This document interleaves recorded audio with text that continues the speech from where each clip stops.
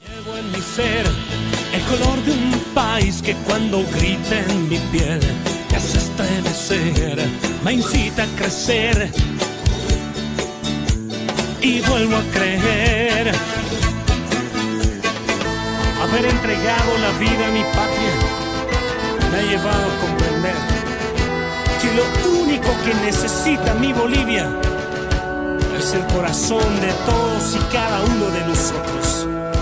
Que la única forma de crecer es aprender a querer el rojo, amarillo y verde. Es por eso que yo he decidido ser un servidor a la patria y hacer de este gran país una patria grande. ¡Que viva Bolivia! ¡Que viva!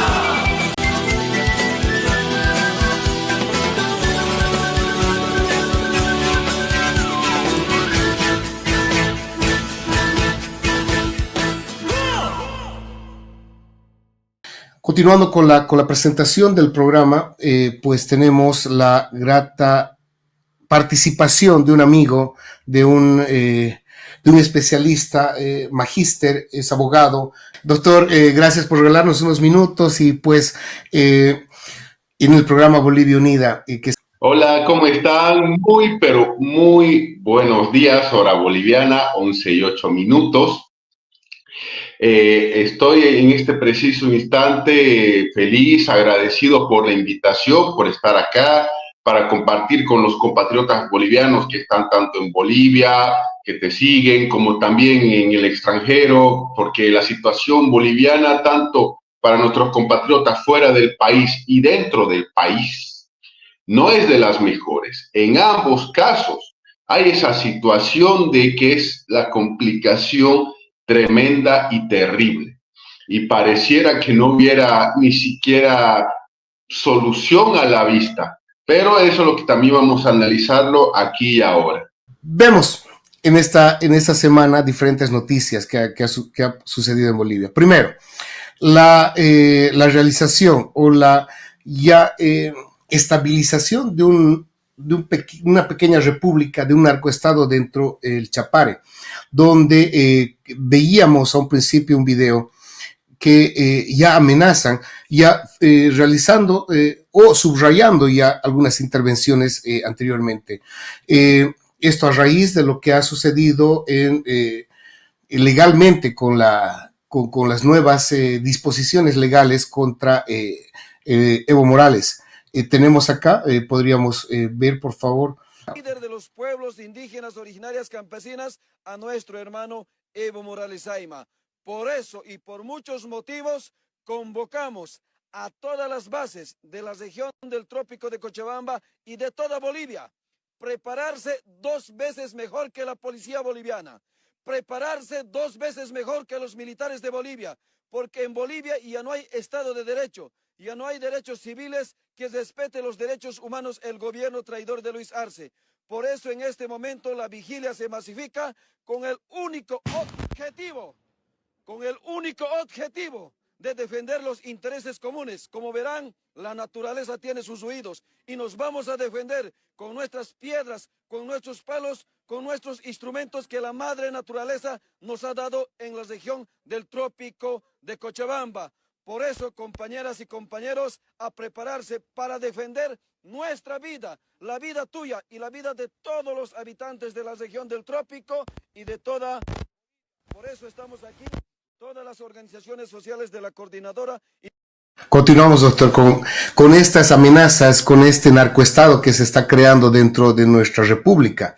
Es sin duda, y también tenemos la marcha que se ha realizado por la ciudad de La Paz, mostrando tal vez una fortaleza. Tengo el dispositivo, doctor, de cada esquina, en cada organización que han realizado esta planificación. Realmente terrible lo que está sucediendo con este movimiento al socialismo. Aquí tenemos que tomar en cuenta lo siguiente. De un tiempo a esta parte, la región más poderosa de Bolivia se llama el Chapare Cochabambino, que es una región en la que está tomando los destinos del país desde hace mucho tiempo atrás, que se da el lujo de tener sus propias autoridades, normas jurídicas, procedimientos propios. Yo siempre he dicho, solamente al Chapare le falta un banco central que emita su propia moneda y con eso tenemos un nuevo estado en el continente americano, ya que obviamente uno ve las imágenes, uno ve la vivencia y todo, y obviamente el Chapare es una republiqueta en todo sentido de la palabra. Es así, no vamos a mentirnos, sin Dios, sin ley, una situación ya por demás de exagerada que hay en el país. Y eso nos lleva a nosotros a establecer que también hay situaciones dentro de lo que es el Chapare que no tiene control alguno, no hay la autoridad respectiva. Uno compara, por ejemplo, los carteles mexicanos, donde hay control de personas y todo, y a la situación misma del Chapare. Es una realidad que absolutamente se ha permitido y el Estado así lo permite y el Estado, a través de sus autoridades, así lo empodera en todo sentido. Entonces es una situación triste, lamentable, la que se ve en dicha región del país y obviamente no son todos. Hay también productores, microempresarios, personas que quieren estar de manera tranquila, que no quieren estar obviamente metidas ni siquiera en el ámbito político. Solamente les interesa obviamente trabajar sus fuentes laborales, pero la disciplina férrea sindical que hay en muchos lugares hace que todos tengan que obedecer las órdenes del sindicato de cocaleros del Chapare, sean o no del movimiento al socialismo y sean o no vinculados a la política, sean o no personas que producen agropecuariamente o el sector cocalero que es muy poderoso en nuestro país. ¿Cómo está, doctor? Buenos días. ¿Y cuál sería la solución? A ver, el Chapare, sin lugar a dudas, va a jugar un rol dentro del siguiente gobierno, cualquiera sea este, ¿no? El siguiente gobierno va a tener que tratar con el Chapare, ¿sí? Porque hemos visto la capacidad de movilización que tiene y al ser un lugar estratégico entre La Paz, Cochabamba y Santa Cruz, pues sin lugar a dudas se lo usa para apretar, digamos, a empujar al gobierno a tomar ciertas decisiones. ¿Cuál debería ser, usted considera, las acciones que debería tomar el gobierno que entre con el Chapare? O sea, ¿cómo se debería tratar con esta republiqueta, como usted le llama, del Chapare? Son dos aspectos. El primero, ¿qué se tendría que hacer? Frenar toda producción de coca ilegal del Chapare. La normativa boliviana es clara. Se permite producción de coca, obviamente, en los yungas de La Paz, en los yungas del Bandional, que es una región del trópico cochabambino, y el resto del país o regiones está absolutamente prohibido. Entonces, ese es un primer aspecto que se tiene que tomar en cuenta. Segundo aspecto, sentar la autoridad y el poder del Estado boliviano en dicha región. Jueces, fiscales, policía, presencia misma del Estado. Porque inclusive en dicho lugar, los sectores afines a Evo Morales deciden, por ejemplo, si los bancos trabajan o no, si ciertas empresas de turismo trabajan o no. Siguiente aspecto, todo el peso de la ley encima. ¿Por qué? Porque el resto del país, con la justicia cuestionada que tenemos, igual hay sus reglas, procedimientos propios, pero acá no se aplica eso. Necesitamos un Estado de derecho. Necesitamos, obviamente, que toda persona en el Chapare que esté violando derechos individuales y colectivos con amenazas, con, entre comillas, expropiaciones a personas que no son del MAS, lo cual esas expropiaciones las dije entre comillas porque obviamente son ilegales, no pueden ser tratadas, es una mera confiscación, tiene que ponerse alto. Y la gente del lugar, como yo decía, no todos son del sector chapareño de productores de coca ni son masistas, pero están ahí al medio de todo, ante la ausencia del Estado y la presión chapareña. Entonces, frente a todo eso, se necesita en una sola frase sentar la presencia y autoridad del Estado boliviano ahí. Eso por una parte. Pero por otra parte, hay que decir lo siguiente. Es un año electoral el que estamos en Bolivia. Nosotros lo decimos aquí de manera ciudadana, pero obviamente hay políticos, precandidatos o posibles candidatos que ellos ya están en plena campaña. Y ellos son los que también que van a pedirnos el voto, tanto en Bolivia como en el extranjero, porque hay que garantizar el derecho a que nuestros compatriotas en el extranjero voten, por cierto. Nos tienen que decir qué va a pasar con la región del Chapare. De entrada, la provincia de Chapare elige un diputado de manera directa. Es la provincia que más poder tiene en el país. Tiene el presidente del Senado, tenía por 14 años un expresidente, tiene presencia en el Senado, en la Cámara de Diputados, senadores, es decir, es una provincia demasiado poderosa. No en el buen sentido, por si acaso, sino en un sentido como el que estamos hablando acá. Entonces habrá, por otra parte, que ver qué van a hacer las señores autoridades del actual gobierno. No confío en ellos, pero los candidatos que quieren ser autoridades, ¿qué van a hacer? ¿Qué van a proponer frente a lo que es el Chapare? Y por cierto, yo lo digo como un ciudadano más, en el Chapare hay terrorismo, armas ilegales, procedimientos ilegales, ingresos ilegales de dinero y todo. Hay una lógica simple, no se puede negociar nunca con terroristas. Yo espero que alguno de los candidatos va a tener una línea similar a la que hablamos acá, o es que algún candidato, no puedo hablar por ellos, porque ellos tienen que hablar con nosotros, decirnos esto queremos hacer y proponer sobre la zona del Chapare. El tema del cultivo alternativo, que era una política de Estado de la década de los 80 y de los 90, para que obviamente alternativamente a la producción de coca en el Chapare produzcan frutas, cítricos y otros. Obviamente de un tiempo a esta parte ya no ha funcionado, no hay una promoción a lo que es el turismo en la zona, no hay la erradicación porque obviamente Evo Morales expulsó a los mecanismos internacionales, especialmente estadounidenses, de erradicación a título de soberanía, bien o mal, cada persona juzgue, pero es lo que sucedió por si acaso. Entonces, pero tenemos que ver cómo frenamos la producción ilegal de coca, el narcotráfico y lo que es que personas están con armas ilegales en dicha región. Claro, ha habido políticas, como dice, de producción alternativa a la coca, ¿no? Precisamente en el gobierno de Jaime Paz, si mal no recuerdo, ¿no? Y yo creo que iba bastante bien en un momento, pero a partir de cierto momento, digamos, de precisamente la llegada de Evo Morales, ¿no? Usan el Chapare y su situación geopolítica principalmente para imponer su gana, ¿no? Ha hecho lo mismo que está haciendo ahora. Ha salido, ha bloqueado, ha amenazado, lo de siempre, ¿no? Entonces, este es un asunto con el que van a tener que tocar cualquier aspirante a gobernante de Bolivia. Es una papa caliente que la va a tener que tocar, ¿no? Y yo veo con preocupación precisamente a los candidatos o a los que están aspirando a la presidencia que no tienen un plan realmente para tratar la problemática del Chapare. O no sé, tal vez no he escuchado a todos los candidatos, ¿no? Pero es una región bastante conflictiva, es una región que sin lugar a dudas va a decidir el derrotero del siguiente presidente de Bolivia, ¿no? Y en ese contexto, doctor, yo le pregunto acerca de las elecciones. ¿Usted ve peligro en la realización efectiva de las elecciones? Recién escuché que el Tribunal Supremo Electoral se reunió con el Tribunal Constitucional Plurinacional para de alguna forma garantizar que existan elecciones, ¿no?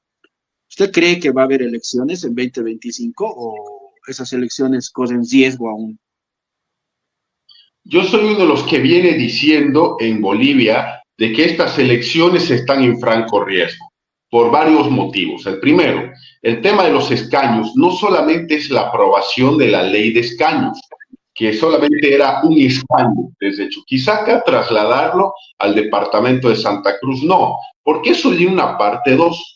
La parte 2 obviamente es la geografía electoral boliviana, el cómo se reasigna los 63 curules uninominales en el país. Primer aspecto, que para muchos ha sido zanjado, yo sigo esperando respuesta del TCE a la geografía electoral boliviana.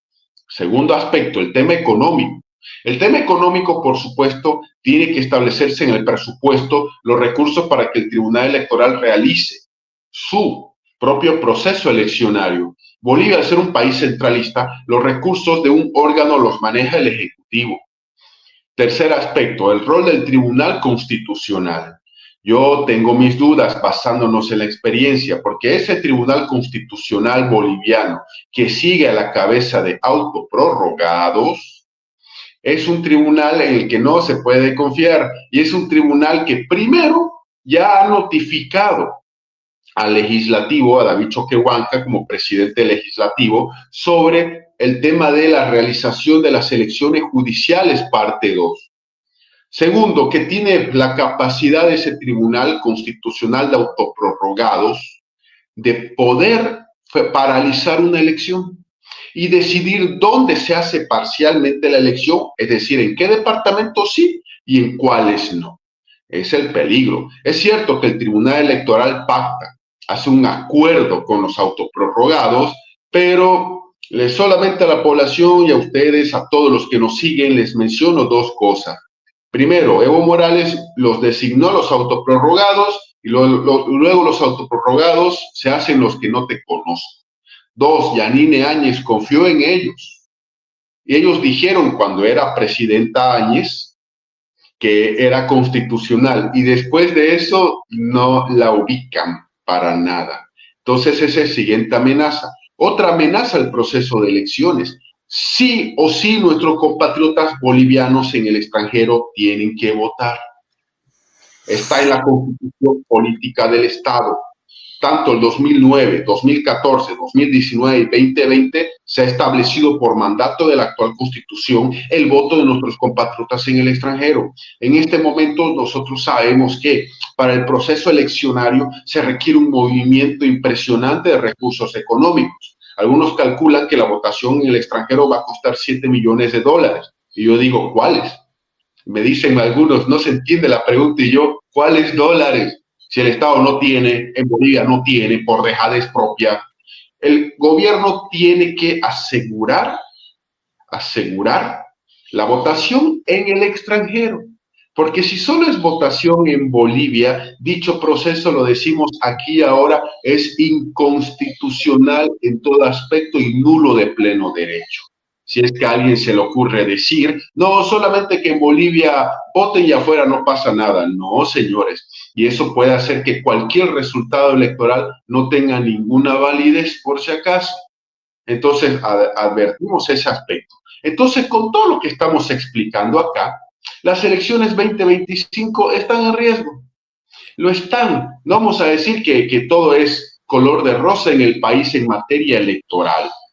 No lo es, por si acaso, para nada. Hay muchos riesgos que obviamente esperamos que las autoridades, sobre todo el órgano legislativo, puedan hacer las acciones para garantizar el proceso eleccionario de agosto de este año, que al principio el tribunal había dicho 17, luego dice 10 de agosto, y al final, cuidado que el calendario electoral pueda sacar una fecha por demás diferente. A ver, como abogado les digo lo siguiente, hay plazos.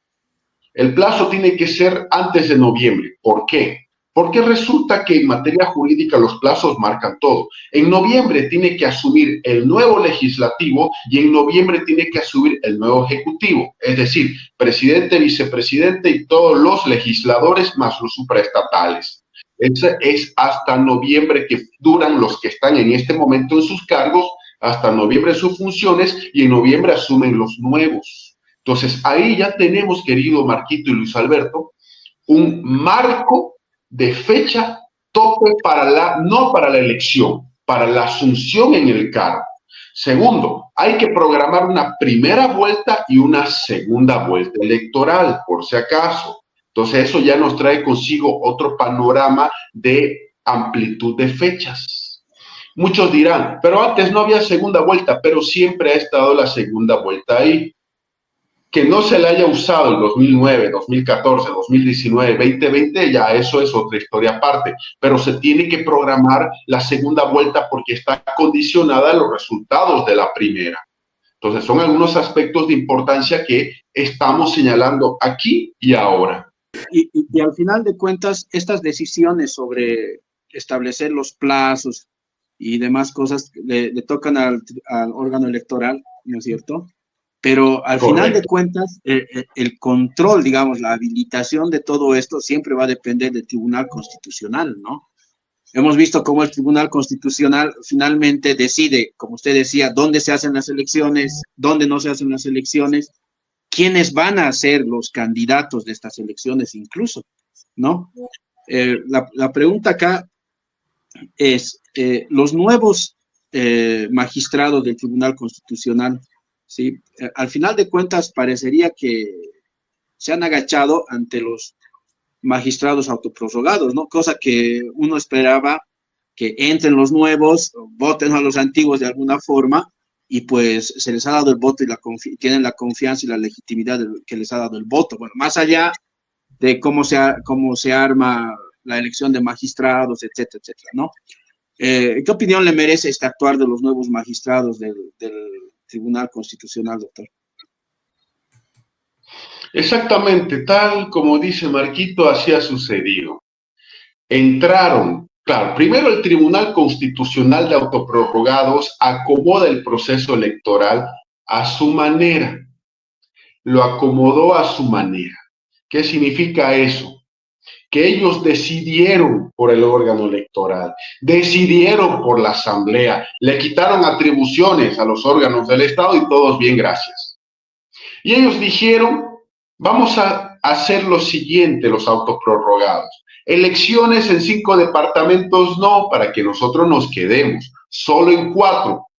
Y así sucedió. Y en 4 departamentos ingresan estos nuevos magistrados, avalados por el voto, con legalidad, con legitimidad, y se chocan contra la pared en la ciudad de Sucre. Ojo, Sucre es la sede del Tribunal Constitucional Boliviano. Van a Sucre y los 5 autoprorrogados unidos, tomados de la mano, estoy graficándolo, les dicen, bueno, señores, ustedes, bienvenidos, estas son sus oficinas, somos mayoría, no molesten. O nos hacen caso, o se hacen aquí los gallitos y van a querer pelear cuando ustedes son minoría. Nos vale si son elegidos por el voto. Y así sucedió, por eso lo que dice Marquito es absolutamente la verdad de los hechos. Los 4 que entraron, tomaron sus oficinas, van a estar felices nombrando su personal, sus asistentes, asesores y todo, porque es una estructura donde todos pueden meter a su propia gente, no hay excusa de que, no, yo no tengo ese poder de meter a mi gente, falso. Meten a su propia gente y todos felices. Y por eso es que el presidente del Tribunal Constitucional de Autoprorrogados ha tenido el lujo de ir a decir al presidente del Tribunal Electoral, hagamos acuerdo. Y eso significa un peligro. ¿Por qué?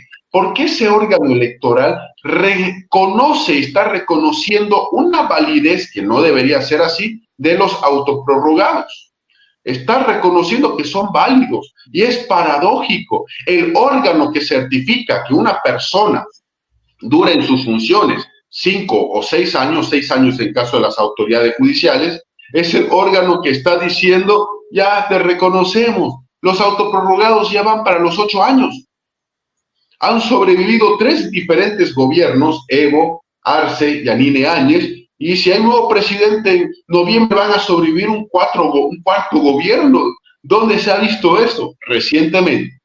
Entonces es una mala señal la del órgano electoral, la de reconocer una legalidad, legitimidad y validez a unos señores que ya debieron irse a sus casas hace mucho tiempo atrás, pero no lo van a hacer. ¿Por qué? Porque ellos son serviles al poder. Y por eso que estamos hablando esto, es que las elecciones también 2025 están en riesgo.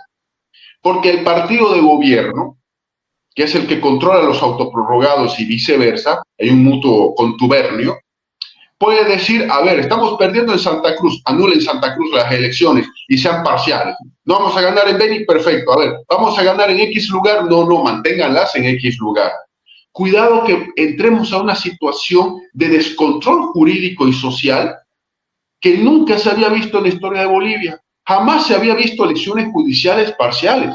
Y espero que no haya, y espero yo equivocarme, pero que no tiene por qué haber elecciones generales parciales, porque si no vamos a entrar a un nivel de violencia peor de la que se tuvo el 2019. O sea, de que puede pasar, ¿no?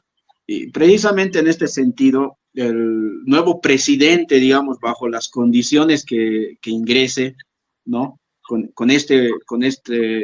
las condiciones que están para las elecciones, sin duda va a ser un gobierno débil y fragmentado. No sé si coincide conmigo. ¿Qué capacidad va a tener para hacer alguna reforma a la constitución política del Estado? ¿Qué capacidad va a tener para tomar políticas en serio económicas para sacar al país de la crisis? Realmente es bastante complicado. Yo ahí meto en la ecuación al Chapare, ¿no? ¿Sí? ¿Y cuánto va a durar un gobierno débil, sin capacidad de hacer reformas constitucionales, sin capacidad de hacer reformas económicas, doctor? Aquí hay dos opciones, no hay más en este mar de opciones. Suponiendo que las elecciones se realicen, entre comillas, con normalidad, votación en Bolivia, votación en el extranjero, los autoprorrogados que dicen ya no vamos a molestar a nadie, supongamos que eso suceda, perfecto. Hay dos escenarios. El primero, que la oposición gane y asuma el poder. El segundo, que el MAS gane y asuma el poder. No hay un tercer escenario, o es A o es B. En el escenario en el que el MAS asuma el poder, va a encontrarse con un legislativo mucho más fragmentado de lo que hoy podríamos ver. A este legislativo se le dio mucha ilusión y mucha esperanza, porque por primera vez en 14 años el MAS no tenía mayoría, no tenía 2/3 del legislativo. Cuando empezó la legislatura 2020 al 2025 había mucha ilusión de ver qué hacen los legisladores de oposición. Olvídense, todo, no pasó nada, ahí quedó todo, ya sabemos la respuesta. Pactaron muchos y etcétera. Perfecto. Pero yo calculo que el siguiente legislativo va a ser más fragmentado, porque ahora sí la gente va a entender de que no le puede dar el voto para diputado a cualquier persona. La parte de abajo de la papeleta boliviana va a ser la más elemental de todas, porque ahí es donde están 70 circunscripciones, 63 uninominales, 7 indígenas, 70 diputados elegidos por voto popular. Y ahí es donde vamos a encontrar que de los 130 diputados, 70 la gente va a decir, no, yo voto por este. Yo calculo que inclusive puede darse el caso de que el voto cruzado sea más elevado que en anteriores elecciones, porque la gente va a tener la situación de quién va a ser mi diputado, el diputado de mi zona, etcétera. Esto nos lleva a que va a haber un legislativo fragmentado. Si el MAS gana la elección, va a haber una gran resistencia, porque la gente en Bolivia no quiere saber del modelo comunista al cual se nos quiere llevar. Obviamente va a haber un choque de intereses entre los que dicen, sí, la siguiente fase del proceso de cambio, vamos al comunismo, que ya ha iniciado, por si acaso, no son mis palabras, son del presidente Luis Arce Catacora.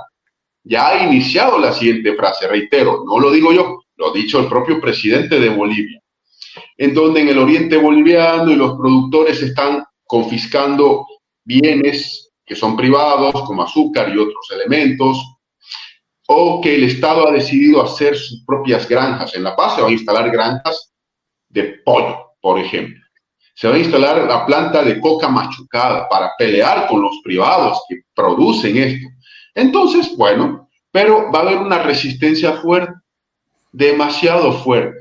Pero hay una encuesta que ha salido estos días pasados. Si tuvieras la oportunidad de irte de Bolivia, ¿lo harías? Pueden buscar cualquiera que nos siga en Google, por favor. 6 de cada 10 bolivianos han dicho, si pudiera irme de Bolivia, me iría. Perú está tomando el tema migratorio de que si el MAS gana, puede haber una oleada de bolivianos en Perú. Ya está tomando precauciones. La Argentina se adelantó hace mucho tiempo atrás.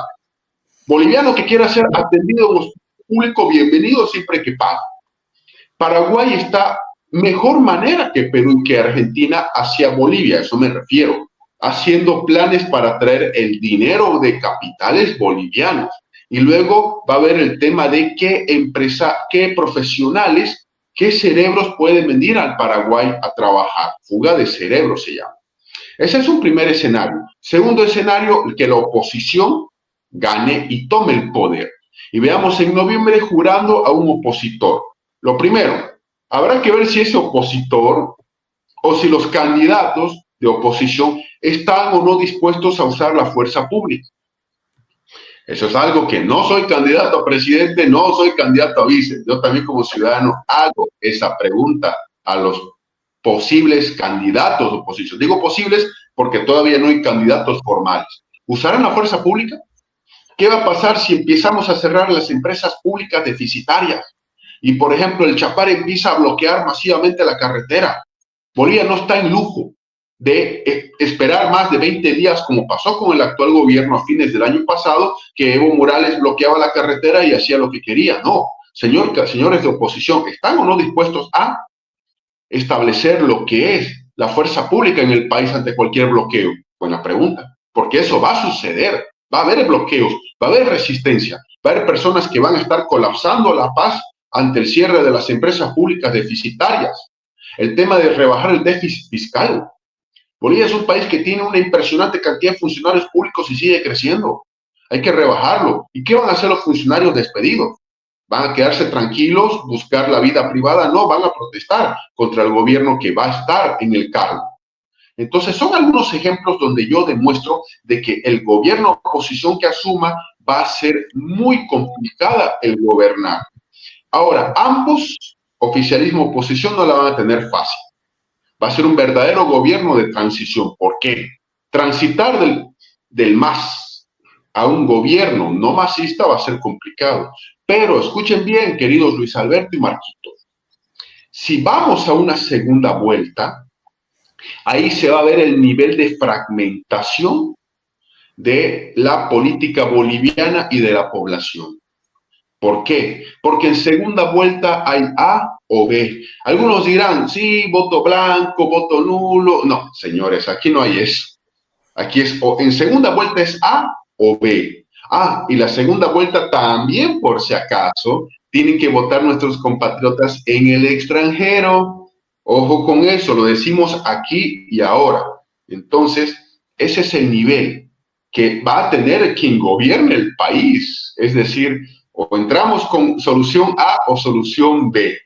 Y esperemos que el gobierno que sea pueda aguantar 5 años. Porque ante el descalabro económico se tiene que tomar medidas serias. ¿Se pueden tomar medidas sin afectar a la salud de la población, salud económica? Sí, claro, se puede.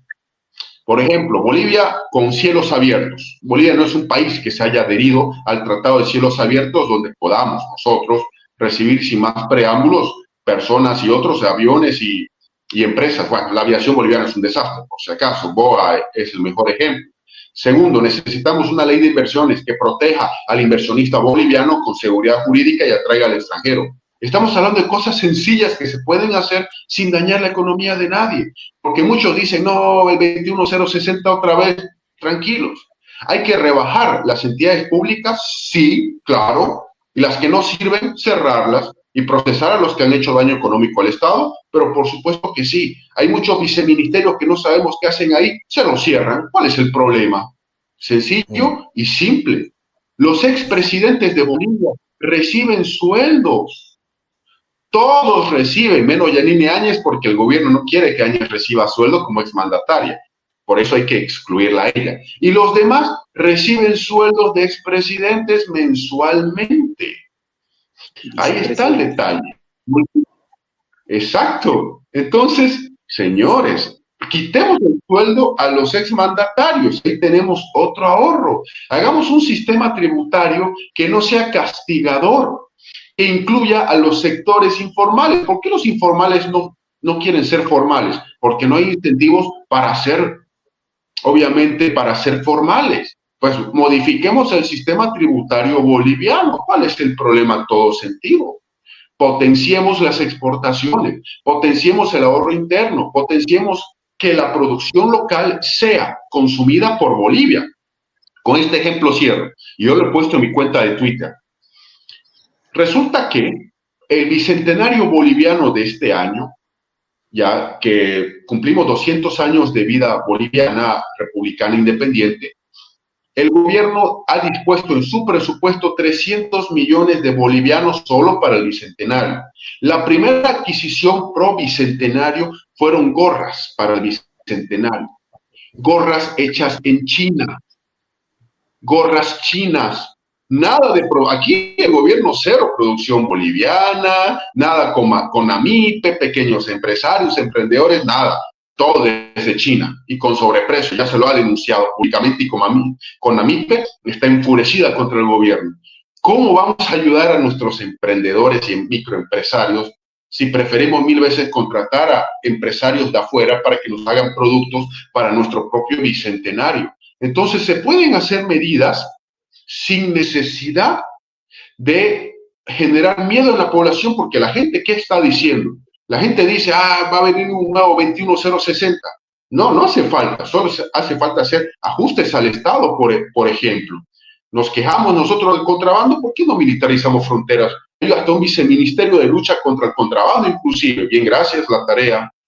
Entonces, son algunos aspectos que se pueden establecer sin necesidad de, como se dice, generar pánico, miedo en la población, o decir que hay un nuevo 21060 que tiene que implementarse. No, se pueden hacer estas medidas en todo sentido, porque hay que beneficiar aquí a la gente. Que el gobierno, por ejemplo, contrate producción boliviana. ¿Qué es eso de estar trayendo desde China gorras hechas en China y el dinero nuestro termina en esos empresarios chinos y no en nuestros pequeños productores que están a punto de cerrar y quebrar? Son algunas ideas que el gobierno nuevo va a tener que asumir y va a tener que hacerlas. O las hace o el resultado va a ser muy conflictivo por si acaso. Hablando sobre las gorras, doctor, el precio de las gorras son 38 bolivianos por cada una de las gorras, con un estampado totalmente terrible, pero aquí hace ver lo que es la corrupción, aparte de lo que es, ayer estábamos viendo lo que es esa fiesta con luces, con un gasto desmedido del dinero de nosotros, de los bolivianos, un gasto insulso, un gasto de proclamación, y vemos también la corrupción, donde levantes un papel, hay corrupción. De las gorras, es terrible, doctor, están dañando nuestra amada patria Bolivia.